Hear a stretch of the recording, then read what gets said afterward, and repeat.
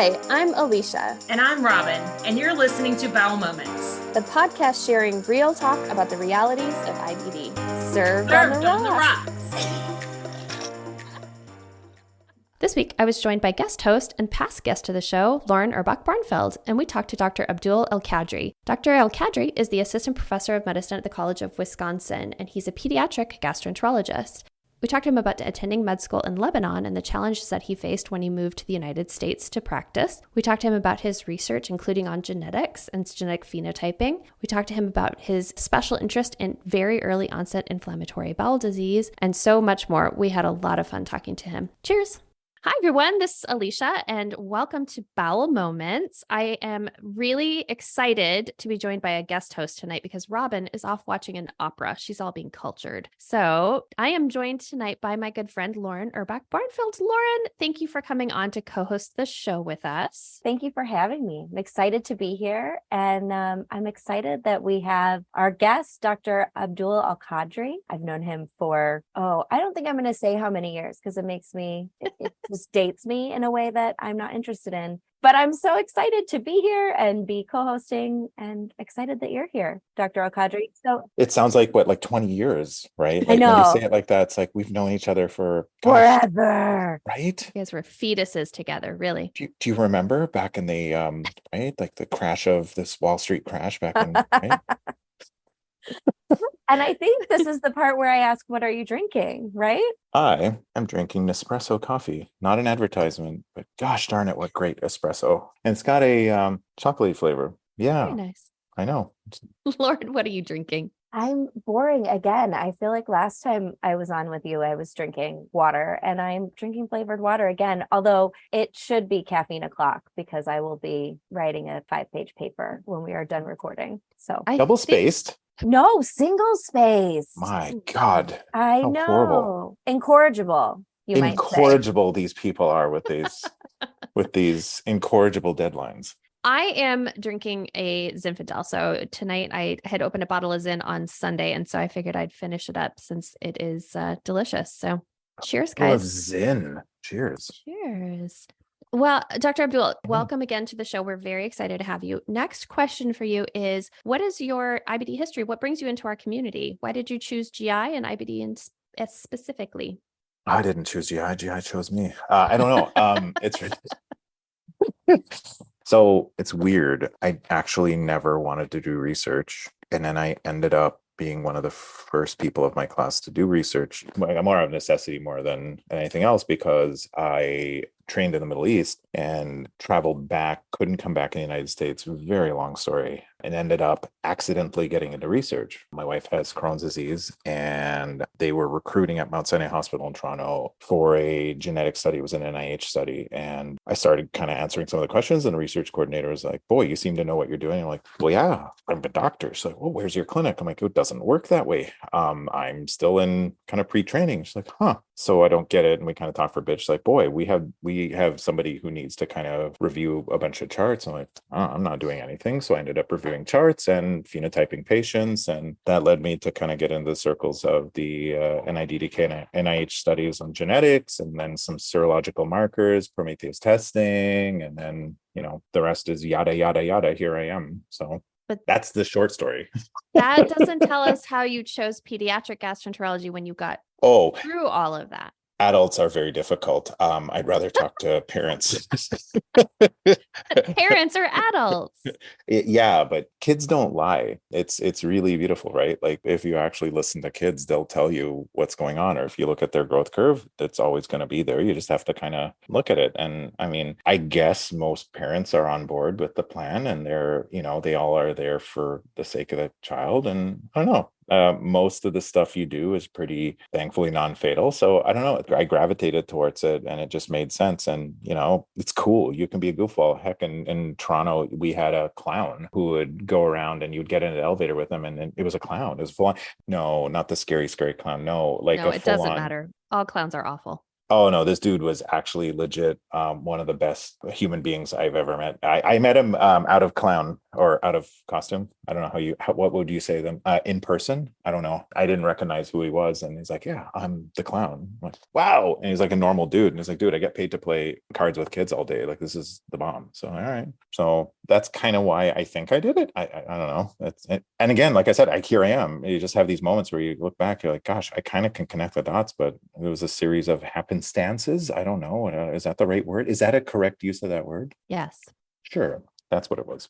Okay. So you did your medical degree in Lebanon, correct? Yeah. Yeah. Okay. Then you moved back to Canada because that's where you had lived before? Yeah. So I'm Canadian, born and raised in Calgary, Alberta. Woo! Flames. You can't tell by your accent at all. It comes and goes sometimes, depending upon things. So the situation. Comes and goes. It comes and goes. The one for sure was when I first started my residency in Buffalo. I was spelling my name and I'm like AZIZ, and the lady on the line was like ZD. Like, what do you mean? It's like ZD, sir, ZD. I'm like, oh God, I'm sorry, it's Z. It's not Z. Sorry, my bad. I'm sorry. Wrong use of the word Z. Okay, so I remember at some point you and I chatting about this, but one of the issues is if you go to school outside of the United States, then sometimes when you try to practice in the United States, it becomes a little more complicated. So that's why you were working in the research field for a little while, yes? Kind of. Yes, it is complicated. There's hoops that you have to go through. There's requirements, just to make sure that your certification is legit and stuff. So there's extra examinations you have to do. You have to prove you speak English. And, just kind of talking is not a thing. So you kind of have to actually prove it. So yeah, there's a bunch of hoops and deadlines and applications and stuff that you have to do. Plus, I was Canadian because of my stint in the Middle East. There are interesting rules that you learn about once you go into a country for more than 6 months. Apparently, the US government counts you as a resident of a country if you've lived there for 6 months. So I was considered a Lebanese male, and all the rules for Lebanese people were applied to me, which meant I couldn't come to the United States without a waiver for the 1 month elective I did, because apparently they applied a 2-year home residency requirement for a J visa, which was interesting. Yeah. So fun times. You learn a lot about law. You're like, guys, I'm Canadian. Yeah. And then people at the border would feel they were very nice human beings. Like we got to know a lot of them because you cross back and forth, because we had family in Toronto. We go back and forth there, and they're normal people. They're like, yeah, but we just doesn't make any sense. Why would you? I'm like, it's complicated. Well, sir, it will be more complicated the more you kind of keep up with this kind of back and forth. I'm like, oh God, it's really complicated. I'm sorry. Like it's very complicated. I could show you my paperwork if that would help. What's funny though is that like the United States may think that like, okay, you spent 6 months there, but like, what does the other country think? Like there's two parties in this, right? Oh, they don't care. Yeah, they don't care. See, that was the actual, it took me 3 years of back and forth and legal kind of consultation. And basically the rules were being applied to me as a resident of said country. And so what we did was like, well, why don't you just get a waiver? Go there and say, hi, Lebanon, which is not how you start a conversation, but let's say you do. Hi, Lebanon. Would you require my great knowledge acquired in 4 weeks of training in so-and-so place? And they're like, what are you talking about? No, here's a piece of paper to go take it. And you got a waiver. It's just a process. It's just you learn about a lot of bureaucratic processes. So I think everybody has good intent and stuff, but it's funny. You don't know. You get very comfortable when you live in a country for a long period of time. You get comfortable with it, and you don't realize until you either go or come back that holy smokes, there's a lot of weird stuff like credit history scores, getting a mortgage. I couldn't get a credit card, but I could get a lease on a car, but I couldn't get a credit card. I couldn't get a mortgage. I had to co-sign with my wife, who's American. So the fun stuff like that, very interesting things that you don't realize until you're going with your very expensive card to the bank and they're like, sorry, we can't give you a credit card. And car insurance is more expensive too, because you don't have a US driving history. Oh, what was funny in Wisconsin, they wouldn't give me a driver's license because they weren't sure that I could trade my Ontario Canadian license for an American license. Like, I mean, you just go north, you'll hit Canada. It's just right there. It's there. You can drive. They even there. drive on the same side of the road. Right, too. the same it's side not of the even road. like you change. there's a road that goes from here to there. I mean, it's a very far road, but I'm sure, right? Am I messing up my map, right? If you go around Lake Superior, right? Like I should be able to get to Canada. I mean, I'll Sure, be you can get there. right. Yeah. Mhm. So you can get there. It's just very, yeah. And I can I talk to the manager? She's like, I am the manager. Oh God, this is not going to go well. And I brought every form of ID with me because they asked for everything. And I think she asked for the one thing I didn't have. Like, yeah. 3 times, I think it was the genie rules. And I went 3 times to get my license. The driver's insurance, they wouldn't give the insurance without the driver's license. I couldn't get the driver's Yep. license because, yeah. So Yeah. No, there's like a very much a process. Having moved multiple times, like there's a process. I'm curious, when you were in medical school in Lebanon, did you experience any folks with inflammatory bowel disease while you were there? And what was the care like there? Because I mean, one of the things we've talked to is a lot of folks from the South Asian IBD Alliance. And, they have mentioned that like how IBD is treated in other countries that are South Asian and sort of the stigma attached to it and just the potential lack of knowledge, I guess, in some of the just more general providers. So I'm curious what your experience was when you were in Lebanon. So I guess, as Lauren said, I'm going to date myself. So I was in med school from 2000 to 2004. And Okay. back then, that was at the early times, just at the edge of kind of when biologics were kind of kicking in. And it was still cutting edge in North America. So it wasn't necessarily something, I mean, we heard about it, but we didn't hear very much about it. So a lot of the treatments that when you think back, you're like, oh gosh, I would use none of that stuff. Right. So there was a group of people, actually, GI was one of the better groups, the more represented in research, the more kind of organized, great group of people. We still hear about them. A lot of my buddies from medical school ultimately ended up getting GI gigs, most all of them adult, except one, I think, all of them essentially. So it's a very, very big thing over there. Now, inflammatory bowel disease, they had a group, they were researching, they have one of our publications from there. But what's interesting in Lebanon, because of the civil war and because of a lot of stuff, there's a lot of marriage between same villages and sometimes within same families. And so you would get a lot of rare things show up. And so I distinctly remember one of the patients that we remembered who was actually a kid but was treated on the adult side was somebody who had probably the worst Crohn's I've ever heard of, and who had like fistulas. And I remember very specifically had a fistula between her colon and her stomach, and so she would vomit stool. And it was just such a very odd thing. I've never seen it ever since. And I kind of think back to that right now. Gosh, like I didn't realize the impact of it, because at the time you're like, oh, whatever, that's just, that happens, right? Like that's just odd. I know about this. It's kind of a thing. It's just when you think back, like, gosh, that's a very severe form of Crohn's disease. So stigma wise, I think people accepted whatever you had. There was a lack of understanding on the general levels. Like it's very interesting. Lebanon as a country, very interesting. You have people who speak French, people speak English, people are North American, people are European, people are Arab, and they all intermingle within the same circles. And so you have people who are very culturally of a certain way, and then other people another way, progressive, not progressive. It's kind of a different thing. Each person is kind of different. So I don't know. It's odd, but it wasn't as common as what I see now. At least that's the way I remember it. Well, I think a lot of people think it wasn't as common just because I'm guessing also just diagnosis wise, we've gotten just better about diagnosing things as well. So, So now you're back in Canada and you start doing research. So what was your research on when you were doing research? Well, so initially I was just kind of keeping my mind going. And so what I was kind of inadvertently or doing at the time was phenotyping patients with inflammatory bowel disease. So as tedious a thing that was,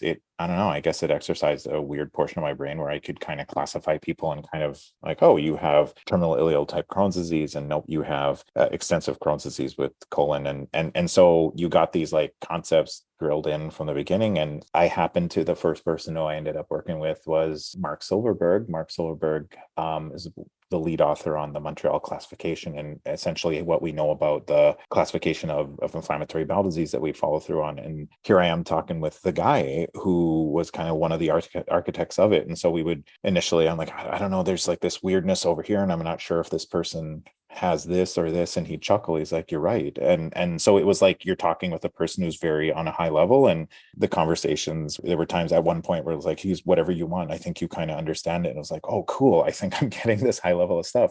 So that was what I did initially. Later on, as I kind of plowed through a lot of the chart reviews and stuff, one of the studies was they had wanted to verify that people know how to classify patients, which is such a simple question. But like, okay, if you think you know Like if you see one person, you're like, oh, you have X, Y, and Z. What does the next person do? And then what happens if I blind the chart and have you relook at it again? What's your inter and intra-rater variability? Like, are you able to give the same result? And yeah, it turns out not perfect, but pretty close to. And because I was the junior reviewer, I got on this very big paper that inadvertently, because I was reviewing so many charts. So is this happy accident?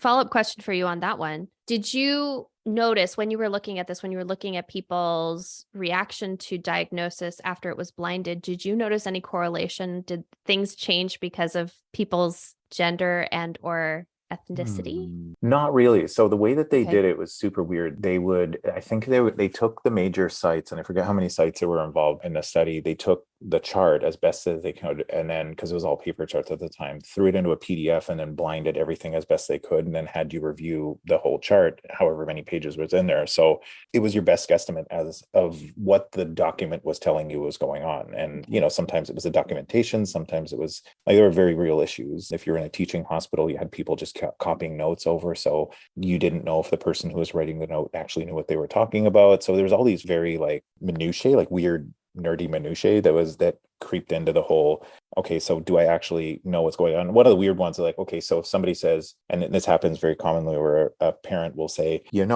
my kid has had issues since they were an infant, and I believe it was there and it's been there for 8 years.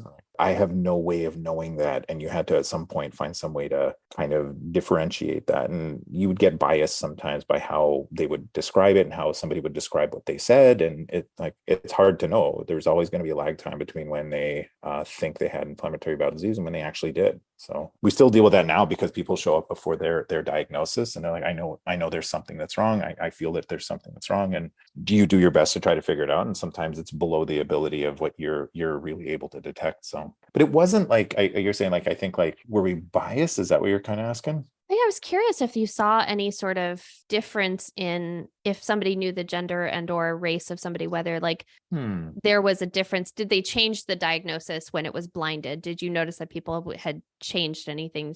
That one specifically, no, because it was all, I didn't know. Well, yeah, I think you did know the gender because you kind of saw he's and she's, but yeah. Okay. I was just curious. So then once you started working with kids and inflammatory bowel disease, I know one of the things you researched was very early onset inflammatory bowel disease. So tell us what that is and why that was of interest to you. So very early onset inflammatory bowel disease is this classification that kind of was born from this whole understanding that the younger that you present, the more likely you are to have something driving your disease to exist and happen. And so I think the story that goes, when they started the Montreal classification, they decided, wow, so kids are a thing. Pediatrics is a form of inflammatory bowel disease, and there's something different about pediatric inflammatory bowel disease. So it created that pediatric classification by basically saying under 18, above 18, which is great. Problem is nothing correlated with that. So when they would look at genetics, they would look at stuff would show up, and then that would be followed up with a larger adult study, and that would essentially replicate the same thing. So like, oh, it's just, we saw the same thing. There's nothing really special about pediatrics, except there was something special about it. And so there is a more of an understanding that the younger you presented, it was more likely to be something different about the disease. And they put together their best guesstimation based on the data that was available, and they made a cutoff at 10. So they started out with 10, and that's where the Paris modification of the Montreal classification, which I guess is just a Paris classification, they decided under 10, you're early onset inflammatory bowel disease. That kind of, again, did the same sort of thing, showed some stuff, and then it all was replicated again in the adults. So they're like, well, okay, you know what? It's probably under age 6. And it was kind of based on the best data at the time. And people are aware that when you present under the age 6, you are more likely to have a genetic diagnosis. You're more likely to have an immune condition that mimics or looks exactly like inflammatory bowel disease. You have a higher likelihood for family history, higher likelihood for surgery, higher likelihood for severe disease, higher likelihood for lack of response to your medications. You're just going to present a little more differently than the adult version, or at least any other kid version of it. And it kind of spurred a whole a couple of groups around the world that kind of started focusing on it. And I happen to be in Toronto, and they had a consortium called NEOPICS. It's an acronym for International Early Onset Pediatric Inflammatory Bowel Disease Cohort or something like that. It's NEOPICS. So yeah, we got to look at people's genetics and try to figure out why certain people showed up and try to discover new genes, with the thought that if you can figure out something that's going on in the very youngest and the most severe of inflammatory bowel disease, maybe that's going to then turn around and teach us something about everybody else. So that's kind of the thought. If you can learn something from the most severe of patients and the most pure form of genetic versions of inflammatory bowel disease, then that might give you a little bit of an insight on as to why it shows up in other people. Did you see a difference, a genetic difference, or some other type of difference in these very, very early onset kids and either older kids or adults? There is. The problem is, it's in its simplest of form, it's very easy to say, well, a gene could cause it. And you can say, well, I think that one paper we had tried to put together came up with a list of 50 genes. And so, well, there's 50 genes that did it. So cool, we can describe that. A lot of them were in immunodeficiency disorders that look exactly and indistinguishable from inflammatory bowel disease. The problem is that probably in the best of hands and the most selected of cohorts explain 20%, maybe 30% of patients who presented in this age group. So you still had 70% of people who looked exactly the same and has the fear and all that stuff, but just you couldn't find one gene. So the reality is it's probably pathways. And it's probably some complex interaction of a pathway and kind of a Swiss cheese, kind of the holes align in the pathways where they come together, and it just becomes that somebody is dysregulated enough that they just kind of manifest in a certain way, and it just comes out in inflammation in the gut. But we're probably, I don't know where we're at more recently, but it is a very complicated thing, because if a gene interacts with, let's say, simply 20 genes, and then those 20 genes interact with 20 genes on their own, 2-3 genes into the pathway, you have an exponential amount of combinations of stuff that could happen. So then you get the computer smoking and then the river of water trying to cool it down, and right, like it gets very complicated, and then you get very webby type pictures, and it's very hard to try to determine what the interaction of or the impact of one gene is with all this stuff. So it's easy when you make it easy. In reality, it's very, very complicated. So do you find that to be diagnosed that young, patients typically have more severe disease? So it's really odd, because the youngest of patients never complain of pain. They almost never complain of pain. They almost never look severe. They don't come and talk about pain. You don't hear that. And it's almost weird that if they complain of pain, usually it's some form of poor growth, failure to kind of actually grow, weight loss, and severe anemia, severe diarrhea. That sort of stuff is what they present with. It's less likely that some kid comes in and has belly pain. The belly pain is almost reassuring. And when a kid who's actually diagnosed with early onset inflammatory bowel disease actually has pain, it's somewhat even concerning, because like that's just so odd.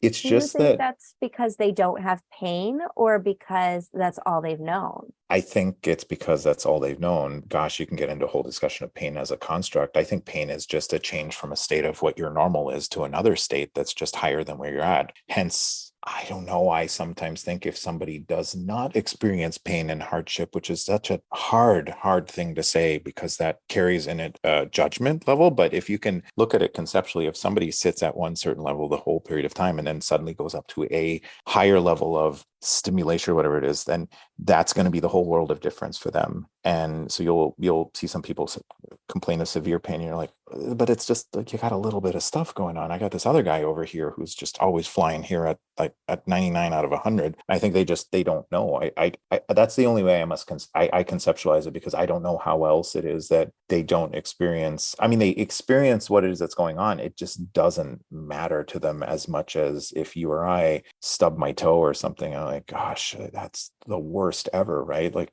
yeah, or having horrid colitis since I was born. That's probably just as bad as stubbing my toe, right? So I don't know. It's odd. But I think the bigger thing is they don't respond to medications as easily. And I still haven't figured that one out, or it takes a lot more to get it under control in comparison to what you expect. So a lot of the medications that you typically use don't necessarily work. And we've been trying to kind of describe that. It's hard to describe it when, you ask a 2-year-old how they feel, they're not necessarily going to share that. So the endpoints of what we usually kind of use as like, hey, do you have pain? Do you not have pain? It's very hard to describe that when our endpoints are patient responding, kind of like patient response. Do you have pain? Yes, no. That's a very big portion of whether we know if something's working or not. They can't ask a baby that. So Are you talking about IBD specific medications, or you're just talking about things like steroids?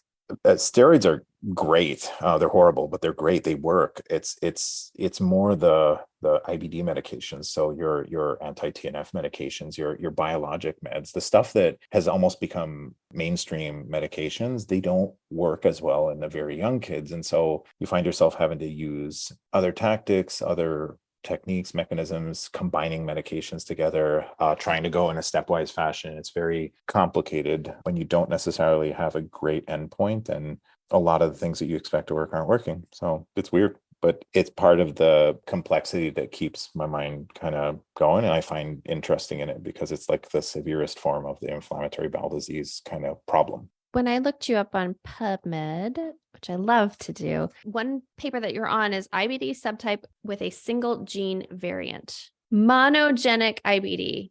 It was a really cool paper because what we did as a group was there was 3 people at the same level where I'm at, so in training, who all took on the same thing, where we all tried to review the literature for each gene and to try to use our GI mind to try to classify them as if we were thinking it was a person with inflammatory bowel disease. So we're trying to take the best evidence and with each gene try to describe what it looks like the best we can, because the problem is a lot of these papers are written by genetic doctors or written by immunologists or written by people who have never held a colonoscopy or never looked at poo. So they'll say, the child had diarrhea. I'm like, what is that? What was going on? Like, I guess they had colitis. I don't know. So you had to infer from the best data that you had at the time whether or not somebody had something. And that's the only reason kids have diarrhea. Right. And so you tried to put together the best evidence of like your best, almost like a classification schema for each one or a cheat sheet. And I don't know, it was cool because it was almost like it forced you to have to sift through every single bit of evidence. And it almost kind of took me back to gosh, if I did it, how would I do it? I really wish I would have done. And so, a little bit more forward thinking the next time something would come by. I'm like, boy, I really wish I knew if they had colitis or not. It pushed me to kind of think about filling in the blanks for all the information that we didn't see in all these other genes. I don't think I realized how big of a nerd you are, but it's starting to like sink in a little bit. But why? Thank I appreciate you. that about you. I appreciate. Why? Thank you. Do you want me to get? We can get cool again if that's. It's so funny you said that because I will never forget the first conversation I had with you. I came in to, have a meeting about something and you were nerding out. I don't even remember about what, but I left and I was like, I am so much dumber than he thinks I am. Like he thought I was smart and I understood all of that. And I understood like a third. So I'm glad that you're having the same takeaway, Alicia. So when you were working with super little kids, I mean, one of the things I was thinking about as you were talking about it, asking a 2-year-old their pain level is the fact that 2-year-olds are not terribly verbal. Typically, they're not very rational creatures. In fact, they're pretty irrational from the 2-year-olds that I've met.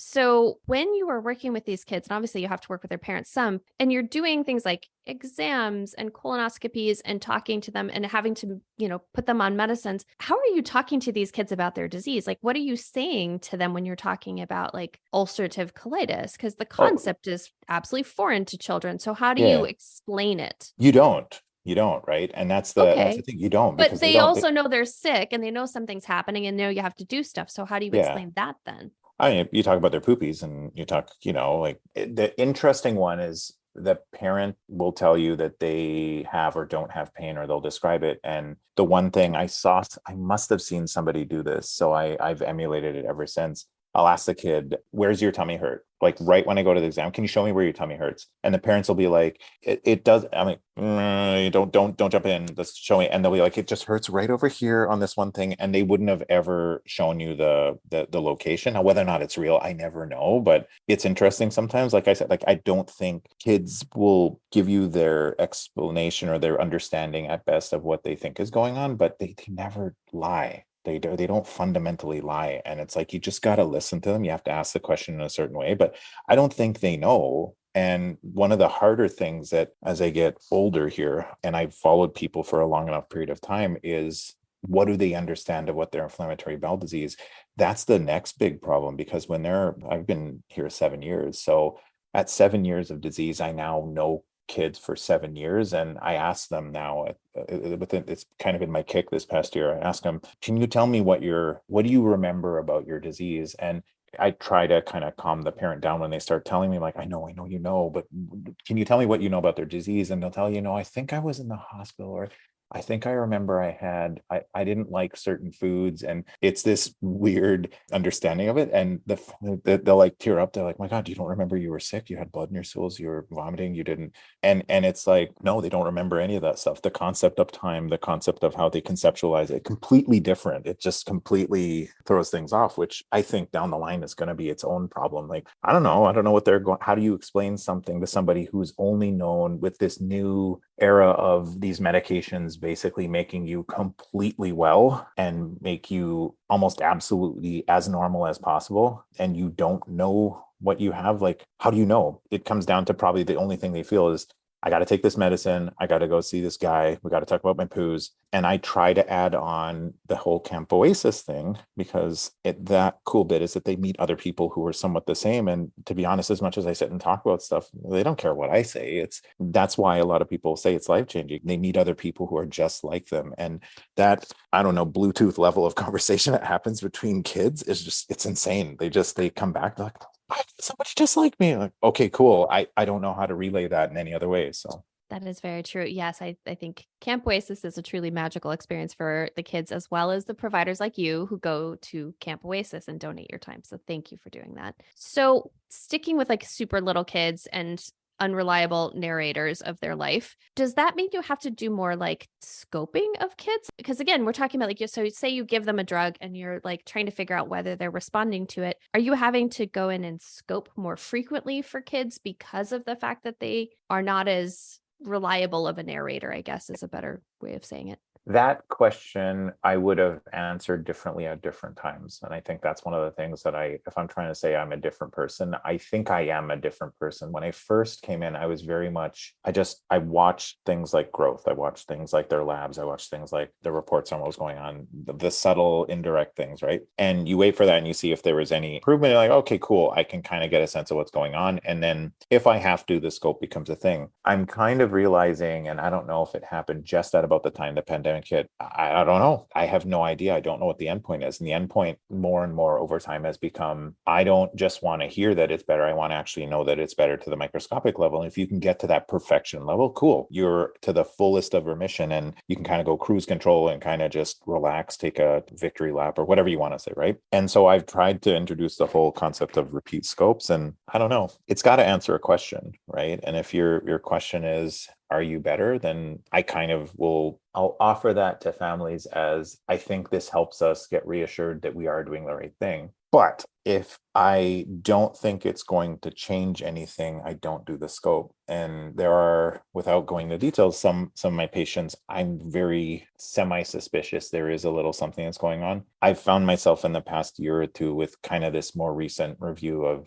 data on how people respond. I've been more like of the thinking, I don't know if I want to know. And it's such a messed up thing to think about because conceptually, that's such a very weird spot to be in. But I'll bring the parent as much as possible into this little conundrum, right? And I'll ask them, okay, so let's do this mental exercise. If you find that there's inflammation, what are we going to do? Are you willing and ready to start a new medication and to go through that whole hassle of it again? And then, whatever their answer is, I'm like, okay, are you convinced that there's something that's going on or not? Are you satisfied with what you see it's going on? And if I told you that this medicine may not work, would you think it's worth it to have tried to make the change? And as messed up as that line of questioning is, I don't know. I don't know what the answer is myself. So I find myself, I'll try to lean to what direction I think, and I'll offer my thoughts. But I'm finding that unless there's a real solid suggestion that stuff isn't working, I'm like, hey, if you're growing, you're doing well, things are reasonable and fine. Let's give it a bit more time and then like revisit this each time and have this mental exercise of, I don't know, is the medicine working or not? it's not that I'm doing the scope and all that, because to be honest, because of the lack of data, and there is no FDA approved medication under age 6, nothing. So there's no medication. So it just becomes increasingly harder and harder to get approval for more and more niche type medications or second, third, fourth line therapy. So I'm trying to keep it as objective as possible and as grounded as possible in that question of, do you think your kid is well or not? Let's start with that question and then branch out from there. Very complicated answer to a very good question. Do you think some of that is just pediatric medicine as a whole? Because I have learned this thing since having kids. Like if I roll into an ER, it doesn't matter why. The first thing they do is take some blood, start an IV. You know, there's invasive things happening right away. If I take my child to the ER, there are like hours of things that they do before they'll start an IV on my 4 or 5-year-old. So it seems like there is this desire to make hospitals and doctors not a scary thing, not a traumatic thing for really little ones that maybe can't reason about it, whatever, that maybe we stop caring about so much with adult patients. I don't know, it's hard, right? Oh, I mean, my only frame of reference is what I do, right? I mean, we saw and interacted with adult patients, and I kind of know of how that is. And a lot of times it's like, I don't know, just get the labs done and all that. I don't know. I think sometimes we're a little heavy on the testing. Sometimes we're a little heavy on the intervention and the poking and I don't know. I'd like to think that you start with basic stuff and kind of sit and talk with somebody. Like, I don't know, you'd always see the old guy in the corner of the med school class, like, take the history and listen to them. They'll tell you what's going on. Like you'll get some that sort of like, just listen to them and you'll get a sense of what's going on. You're not incentivized very much with the way the system right now is set up to sit and chat with somebody. A lot of times it's just a lot of, what are the numbers? Is it high? Is it low? Is it abnormal? Is it not abnormal? What is the best way to make sure that a family is satisfied with the care that you've provided? Do you feel that I've answered your question to the best of you know what I mean? Like it's these survey level things that kind of sometimes drive a lot of people's concerns with how they answer things. And it's like, I guess you can't ask a kid, hey, on this happy face scale, do you think this doc is a super smiley face or is it a frowny face, right? Like, thankfully that's not the case, because I don't know, I try, but sometimes some 2-year-olds hard. Wait, so how important are those surveys? Because I get calls every visit with my kids. And I love their doctors. So I like if they rely on that, if that's helpful. I don't know. I think pediatrics is exempt. The best I understand how that, because it was the Obamacare Act, right? So it was that introduced the whole endpoint of the patient survey and patient satisfaction. I think they exempted pediatrics, and there was some talk of them adding it in the future. I don't think they ever did that. Some institutions have become proactive because of other organizations and companies that have become proactive, like Google, et cetera, whatever, that then started to, right, Best Docs and whatever, they started making their own scoring systems. So everybody wanted to be the next best scoring system. And so that's why you get surveys. And interesting tidbit, I don't know if you knew, you give a score out of 10, correct? So if you give an 8 or a 7, I believe that counts as a 0. I love the faces. Yes. This is the car dealership level of surveys. Yeah. But this also comes back to that whole pain scale and pain being relative to what you've experienced prior, which is why I never know what to say when they ask me those questions. Well, do you know what I tell people? That's so crazy, because a lot of it, like the experience might be something that's out of your control. Like the parking was crappy, or it took too long for them to do whatever, or the person taking the blood didn't hit a vein right away and my kid freaked out. You know, like there's so many things that are out of your specific control. Or a 7 is like a C. Yeah, a 7. No, a 7's a 0. And if you, let's say you followed inadvertently, not knowing it, you followed the previous patient prior to your visit was suicidal. I'm probably going to take 5 extra minutes with that patient. I'm sorry, right? Maybe 10, maybe 15. I'm going to answer a question or two. I'm going to give a hug. I'm going to try to have a human moment with them, right? But to you and your experience and the way that you experience it, that's a delay. I am slow, right? So I'm going to take my time. And the system, does not encourage you to take as much time as you want. It encourages you to be efficient, and inefficiency is looked at as, frowny face. So I don't think anybody intends that. It's just that's the end point, that if you give a score out of 10, and I mean, 1 is bad, 10 is great, and the closer you get to 1, you're not as good as if you're a 10. And we have been conditioned from when we were wee docs that you need that 9 and 10 out of 10. And so, a 7's a fail, and it's just reflected. I don't know how they decided that. I'm sure they meaning whoever it is, have companies that they go to, and they have maybe research. I don't know. You hope they had research in it, but it's goofy. I don't know what to do with a score because I don't know what it means. I've done some complex calculus in my life, but I don't know. A 7 out of 10. That's 3 under perfect. Yeah. That's really interesting to find out because, I mean, I've definitely had a good experience with the doctor, but the rest of it was not super fantastic. Right. And right. so I'm what if I had a smell? What if you're going to give me a 7 out of 10? I don't know. Right. That 7 out of 10. Right. Too many buffalo wings and right. Garlic. Right. I did a little garlic thing, or I don't know. I got a stain on my head. I don't know, right? There's just these things. You get off on the wrong foot, you walk in the room, you can't knock it out of the park every single time. There's times where I go in and I'm all left feet, right? It's just not going to happen. And it is sad to me though, that what you just said about part of it is that it's supposed to be efficient, not necessarily human of an interaction. And especially when you're working with kids and teenagers, you need to be able to read the person and read the room to know when you can step in and have that moment with the kid. And that doesn't happen usually within 15 minutes. I mean, my niece is 13 and 15 minutes with her is torture because she's I don't know, and on her phone the whole time. And you're okay, we didn't that's 15 minutes of us not communicating, and that and then you give her a little bit longer and you she opens up. But my niece in 15 minutes is not a human that you would have a real interaction with. I love you, Emery. You're wonderful. He doesn't listen to podcasts, and certainly not mine because I'm not cool.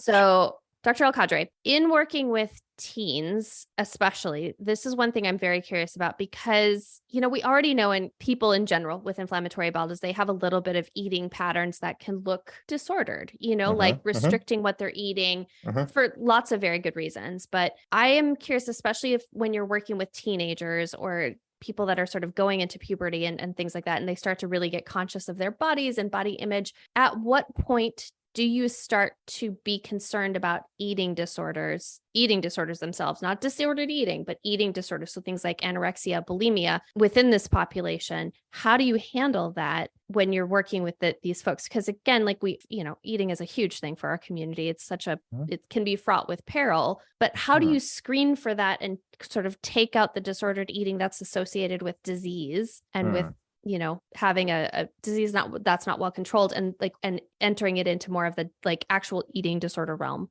I like how when you're trying to describe it, you're kind of describing it in a way to kind of separate. It's so hard, right? Because you don't want to say they look the same and you're trying to say the thing that's causing the other thing or the other thing that's causing the thing, right? Yeah, it's a tough spot. I think this is one of those things that I'm realizing I hope I've matured on over time, because the way I used to approach this way at the beginning was a bit more black and white, and it's very much you have this or you don't. I think the way that I approach it is let the data show you what's going on. Start from a perspective of, is somebody in positive or negative kind of calories, right? So are you gaining, or are you kind of going on down? And depending upon I think a kid will be more like themselves than anybody else. And so if you look at their growth curve, if you look at that curve, they're more likely going to be like themselves than anybody else. And so, for example, the other day,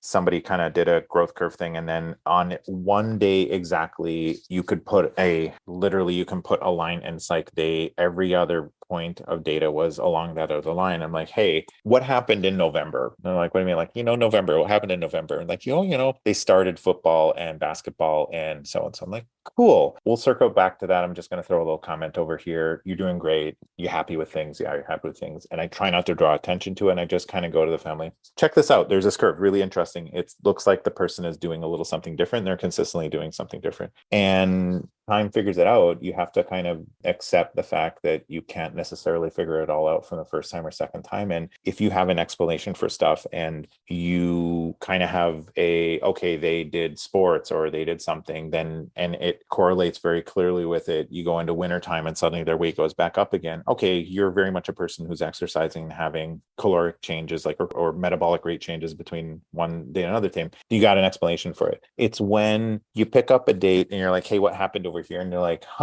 life event happened. I went to school, somebody died. Oh, that's when I got admitted to a certain place, or that's when I had this life event happen to me, or, oh, that's when I started this medication and I kind of feel crummy ever since. That's where you're like, okay, let's talk a bit about that and look into it. The eating disorder part, boy, without getting into the whole semantics of it, it's very much pigeonholy right now, if that's a word, because it isn't. It's like, oh, if you do a thing, you've got this. If you do another thing, you've got this. And if you're this other thing over here, we'll call you something else. And if you're not any one of them, you're none of them. It sometimes feels that's how it is. I know it's not. There's a lot of nuances in kind of determining if you have disordered eating or an eating disorder. But I think the main crux of it is, do you have control of it? Do you not have control of it? Because it's like, if you eat and you feel like crap, I think I know why you're not doing so great. That's the hard one, right? I call it, I know it's not original, but it's like a disordered relationship with food. It's more like if you have pain when you eat, I think that speaks volumes for how you behave. If your relationship is such that it's that, like, every time you eat a food, you feel a certain way or you hurt a certain way, or, I mean, why wouldn't you not eat? Right? That's a logical thing to do, right? That's classical conditioning right there. You do Right? something, it sucks, you stop doing it. Yeah. And this is fraught with so much peril too, because again, like, we don't want to pathologize what doesn't need to be pathologized. Mm-hmm. And, you're pointing out a natural response to, if you do something. The other thing too, I think that's problematic about this is that sometimes, you have people who, especially like say teenagers, that are skinny because of their diseases, because diseases are not well controlled. And then they get well, or they get on a medication that controls their diseases and they start to gain weight. And then they were reinforced for being the skinny person they were before. I think a friend of the show, Stacey Collins, talks about how people would tell her how great she looked when she was horribly, horribly sick. Lauren is nodding. Yeah. And so it's tough. It creates such body dysmorphia too. Yeah. I mean, I know as an adult diagnosed in college, but I cannot imagine with these pediatric patients that if all you've ever been is sick and all you've ever known is this like really skinny, frail, whatever body, and then you start steroids. So you go from really skinny to like chipmunk face, and then maybe you level out somewhere in the middle. I've very much become a different guy. I will invite the person to look at something and you kind of look at whether or not they want to know more. And they're like, and they'll say, well, what do you think about that? I'm like, well, what do you think about that? And you kind of have this conversation and you try to invite them to it. And you kind of say, I'm not focusing on my opinion of this. It's just, you're at this place and you're at this place. And I don't know, let's see where you're going to be. Let's see what you want to be. Let's see who you are and you can decide. So it looks like our time is coming to an end here. We have one last question, Abdul, and that is, what is one thing you want others to know about IBD? And because of who you treat, that can be other healthcare providers, that can be patients, that can be the world at large. What's one thing you would like them to know? I think we're taught to treat away the disease in a very algorithmic fashion. And a lot of the focus is on, you're going to learn how to do this thing, and this medicine does that, and this does this. I'm finding that's the easy part. The hard part is to try to teach somebody to own their disease and to understand their disease such that they take whatever perfection you put together, or that little bundle of treatment stuff that you put together, they can take it and own it. And they're like, when they go to their forever doctor, they got it, they're on their own. And you kind of make this mature machine that's kind of ready to kind of do their own thing. It's awesome, right? To see somebody mature from a point of like, they're like, I don't know what's going on. I don't know what, to suddenly kind of coming on in and saying, I'm doing great. I'm not doing great. I really wish you would cut out those certain pills. They suck. Oh my gosh. Like, to have somebody kind of literally grow up in front of you. Boy, that's one of the coolest things and hardest things to do, because it's like, you got to let go, and not only let go, you got to let people fail. You got to let people make mistakes. And it's like, you got to try as much as possible not to forget to make that your goal, because you can make them better. It's whether or not they take ownership of that. That's the big thing. So I love that. Yeah, I think that's really important that your larger takeaway for that is that you're teaching people to be their own healthcare advocates, and teaching that to children is a lot easier than teaching it to adults, I would imagine. Dr. Elkadri, it was Yes. absolutely such a pleasure to have you on the show. You are always one of my favorite people to talk to because it's never what I predict you're going to say. Nerdy, apparently, right?